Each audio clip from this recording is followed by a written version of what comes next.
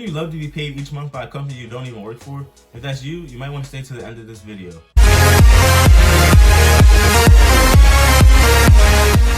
Hello everyone and welcome back to my channel. For those of you who don't know me, my name is Tyler Rice. I'm a business and finance student and I post financial content weekly. Please do me a solid by smashing the like button and subscribing. Don't be shy to leave a comment either. As you can see, in today's video, we're going to be discussing dividend investing. And as always, this is not financial advice. I'm simply a random guy on YouTube sharing my thoughts and opinions regarding finance.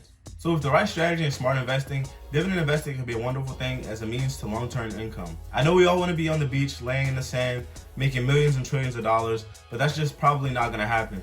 But I can tell you a way to work towards financial growth, so having money just is a little bit easier. Okay, so let's start from the beginning. A dividend is a portion of a company that they pay out to their shareholders. Now, this portion is actually a part of their profit that they make. I like to think of this as like a bonus for simply owning part of their company, which is in this case owning a stock. But like, you scratch my back and I'll scratch yours, but with money. And that's kind of weird because who's out here scratching each other's back with money?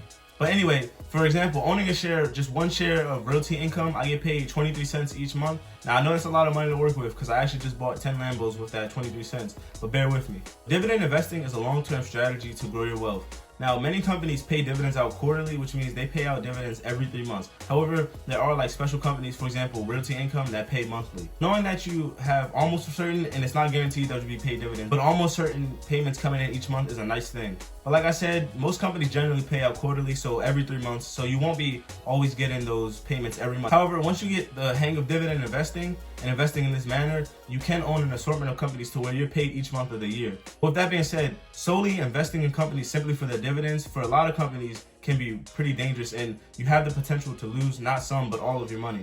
Okay, so when it comes to dividend investing, it's important to analyze a company's strength, stability, and financials. Now, don't get me wrong, investing in a company that pays you back is definitely a wonderful thing. You know, being able to have some income simply from, investing in a company is definitely pretty cool. However, there are a lot of risks involved. For example, JCPenney filed bankrupt and they actually cut their dividends. So those people who are invested in JCPenney, depending on what bankruptcy they filed, Chapter 7 or Chapter 11, but that's a video for another day. So depending on that, they potentially lost all their money, and then subsequently and consequently they aren't paid any dividends. So strategy I would recommend when it comes to dividend investing is actually drip investing. Now, I'm not talking about your favorite artist's outfit or your favorite outfit. DRIP stands for Dividend Reinvestment Plan. This is automatically reinvesting your dividends back into your portfolio and each stock that gives you dividends. So this compounding of your dividends promotes overall growth for your portfolio, which is obviously better for the future. If you're someone that wants to use the dividends for whatever else, paying for whatever food, what have you, then you probably aren't a dividend investor. However, there is something that you should know. So when you are paid these dividends, they actually count as taxable income on capital gains. Now, depending upon your tax bracket, you can be taxed, or not can, but you will be taxed at a different rate than others. So if you're in a higher tax bracket, obviously you'll most likely be taxed more than someone in a lower or the lowest tax bracket. So this is part of the reason why I would just simply recommend, reinvesting those dividends right back into your portfolio, because in the long term, you're gonna need that money rather than needing it now, especially if you're someone that's working. So when you're retired, having that growth from your portfolio, you'll benefit from that way better than, simply using it now to buy, I don't know, a meal from McDonald's or some jeans. Okay, so dividends actually aren't guaranteed. Some companies won't pay out their dividends because of financial struggles, or let's say if they're mounting up a bunch of debt. So this actually brings me to my next few topics, which is payout ratio and dividend yield.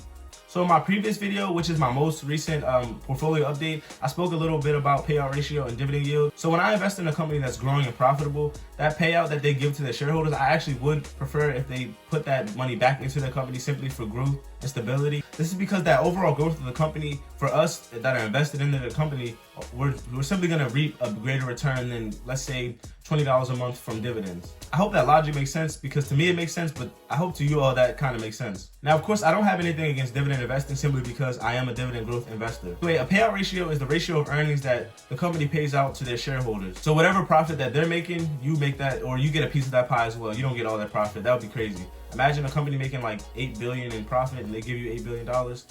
You'd be set for forever.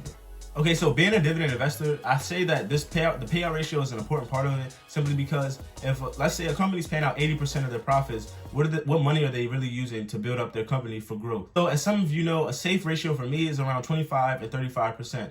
Also, I think that that reinvestment of those dividends are better for overall growth for, certain companies. Some companies are, obviously doing fine with paying out millions or if billions of, dividends to their shareholders. However, I know that some companies may be better off reinvesting those dividends rather than simply using it and paying it obviously to our shareholders, or to us, the shareholders. However, I know that with any sort of strategy when it comes to investing, for investors, the overall growth of a company is what's most important. Okay, so the dividend yield, or div yield, however, you know, in some brokerages you might see it as div yield, expressed as div yield. However, the dividend yield, when it's expressed as a percentage, is the ratio between, so as you can see on my whiteboard, I decided to get a whiteboard. So the dividend yield, you know, when it's expressed as a percentage, is the relationship between the annual dividend and the stock price. So obviously you simply divide the annual dividend by the stock price.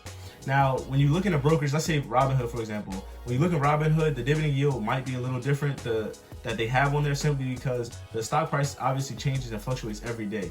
So what I found out, a pretty cool way to actually find the payout ratio is simply to reciprocate, or the reciprocal of the dividend yield. So I'm not going to tell you all this, and of course I got to give you an example simply so you can visualize it. So we're going to use ExxonMobil as an example.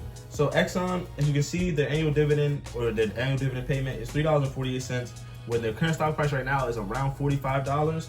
So you simply do the equation, 348 over 45, and that gives you 7.7%. And I think on Robinhood, it's around 7.65. You know, you guys can check that for me. I think it's around 7.65, in that range. Now, the reason this is different is simply I used 45 as an average. Since prices fluctuate all the time, you know, this isn't going to be the same every day. I don't think they update it every day, since prices always fluctuate. I think it's like an average type deal with the dividend yield. Okay, so another way I like to analyze or look at the dividend yield is in shares of 100. So say I own 100 shares, or every 100 shares of ExxonMobil, I would be making $348 a year. So let's say I owned 1,000 shares, I'd be making $3,480 a year. Of course, when you're investing in a company, you must take into account their strength and stability for longevity. Although a high dividend yield is pretty appealing to most investors, I think that, or a lot of us know that, it's also detrimental to the company. So let's say a company pays out, I'm gonna use the whiteboard again. So let's say company X, their profit is 100 billion, and then they pay out 90 billion in dividends to the shareholders. So let's say some quarter or 1 year, they lose 10% of those profits.